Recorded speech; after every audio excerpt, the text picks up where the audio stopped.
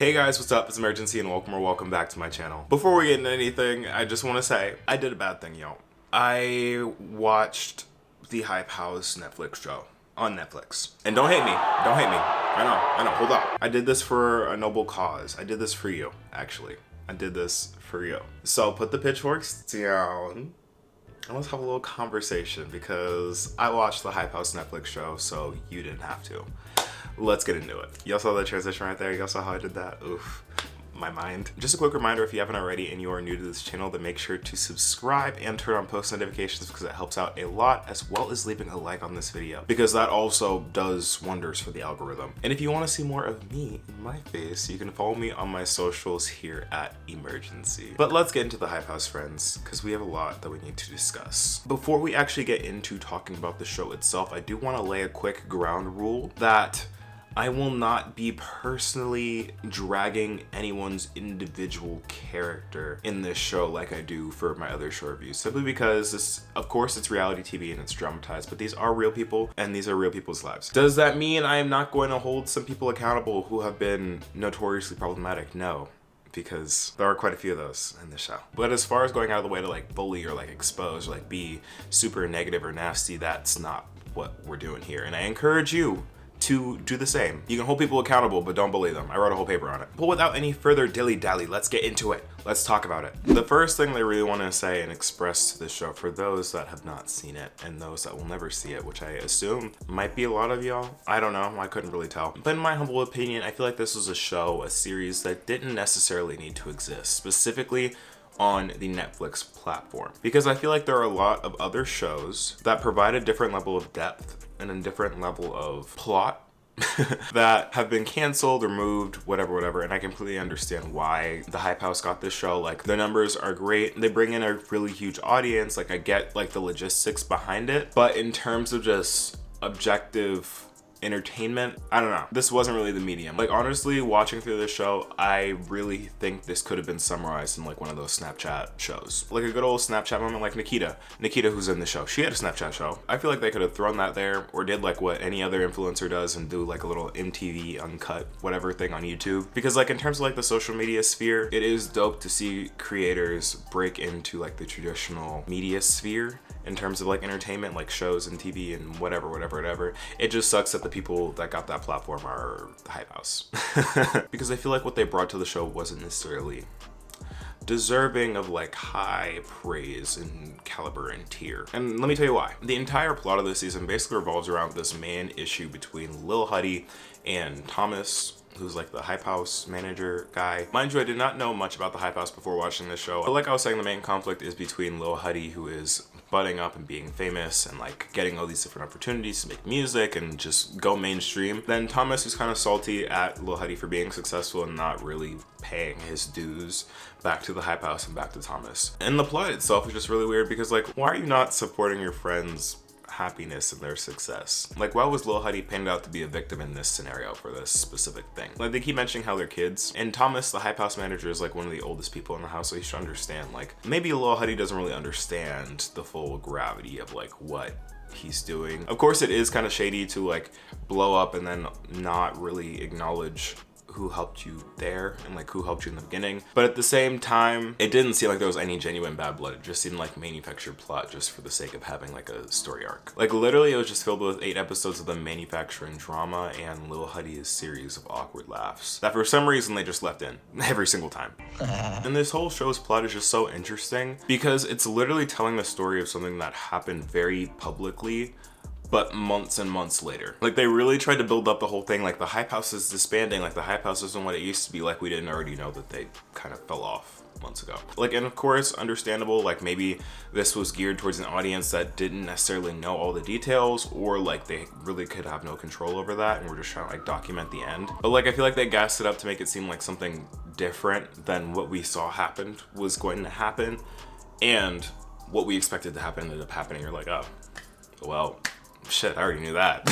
And at this point, you may be asking like, okay, I get it. There's like Hype House beef, but how does that really fill up 8 episodes? Like, there has to be something else that's going on. Like, what else is going on in the show? Well, the other main plot lines that are going on are just showing how traumatized and sad everyone else is in this space, and also tries to demonstrate what it means to be super successful very young and get everything you could ever think of wanting in like the first stage of your life, and then just being immensely bored and like dissatisfied with your life. And I'm like, okay, I am not here to shame anyone for their complaints and life grievances, because I'm a personal believer that everyone hurts, like everybody hurts, it may hurt differently. Like you may be crying in your mansion as opposed to in your 1-bedroom apartment with your 3 other family members. But I mean, like, tears are still there regardless. And honestly, I feel like their feelings are valid in the sense that, like, most of them did not come from this, or at least if they portrayed it in their show to make it seem like most of them did not come from this. Like I said, I don't know much about, like, their backstories or, like, what's actually going on. But from what they conveyed in the show, like, a lot of them came from really troubled backgrounds. And they really harped on that as a way of kind of, like, explaining their behavior. It kind of danced the line between explaining and excusing a lot of the behavior. Just because they brought up their traumas in literally every single conversation that was had in the show. Like, I'm not sure if that was intentional, like they were like, we're gonna humanize the fuck out of y'all, so keep talking about everything that makes you sad ever. We're just gonna make y'all look like a big gold conglomerate of really sad kids that everyone will feel bad for and really want to support. Like that's the vibe it was giving. And I feel like from a mental health perspective, maybe that wasn't the healthiest way to go about it, to convey to a very young audience, because mind you, most of their audience are kids. In the way that they handle their conflicts in the show are basically like one person would say something snarky, the other person would feel some type of way and then say something snarky back, and then they would break apart and then come back together and then talk about their trauma and trauma bond, and then not really talk about the issue at hand, but mostly just talk about their traumas and why that leads them to be the way they are. And they're like, all right, let's be besties again, without actually talking about the issue at hand, you know? And the people that do this the most in the show are Nikita and Lorray. The first time with the whole COVID thing, because in the show they have like a COVID scare because Lorray gets COVID and then goes to a party allegedly and then like gets everyone else sick and blames it on Nikita. And then when they have their whole reunion, again, don't know them or their dynamic, but it just seems like they get together, they say snarky things to each other, which of course I understand like is probably their dynamic, and then they just talk about their trauma, and then that's it.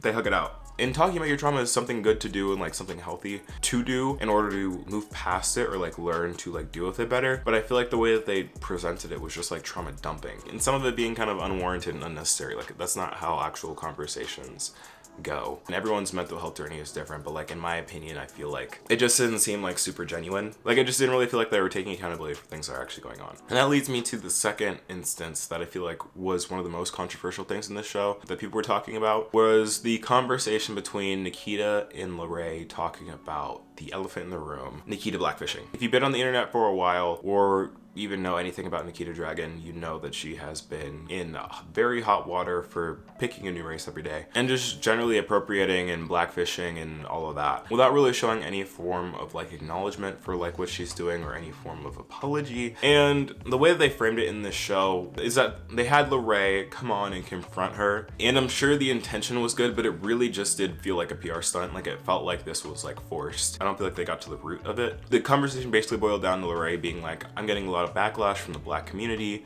for associating with people who have done really problematic things like blackfishing, and he was telling Nikita that like she needs to like stop doing what she's doing, and like she needs to know that her actions have consequences and are offensive to people. And Nikita's response was more personalized, being like, oh, I'm so sorry that I did that to you, I made you feel that way, like I didn't want to make you feel uncomfortable, like I don't want to offend anyone, without actually, I feel like, giving a genuine apology to the Black community. Like she addressed it without fully addressing it, if that makes sense. And then they were just like, okay, so cool. And personally, I feel like, well, yes, it's great that we got some form of acknowledgement of this. This isn't like a new revelation. Like this has been going on for a very long time. And for this conversation to just have happened now, and for Nikita to just be realizing that her actions are harmful now, is kind of, you know, you're like, oh, okay. Like it took like a whole Netflix show and for this scene to be specifically storyboarded into the general plot of the show for you to actually like acknowledge and like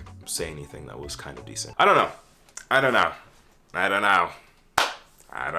The show also had a big spotlight on Vinny Hacker as well as Alex Warren, and just those two navigating the hype house in their own different ways. Like Vinny was kind of just on his own, just minding his own business, being mad every other episode. And I mean, like I would be too, living in a house with that many people. But they showed like the impact and like power of like having influence and how that can negatively affect those around you. Like they showed like his stans attacking one of his friends because they like kissed on a video or something and they showed like the fallout of that. But other than that, Vinny was kind of just like there, just like chilling. And Alex is kind of going through it this season. Like, Alex's whole thing in this show was like he's like really trying to create a lot of content and like be a really great creator. And they get into like his family trauma, like his relationship issues and all of that. But through and through, throughout this whole show, I feel like Alex is the only one that actually made content.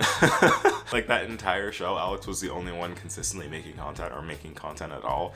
Everyone else was kind of just sitting around and fighting with each other. It was giving like similar vibes to Selling Tampa, if you've seen Selling Tampa, like how they actually did not show them selling a house until very, very late into the game in this show. But other than that, I will say again, this show wasn't very good. Like, it was as good as you'd expect it to be.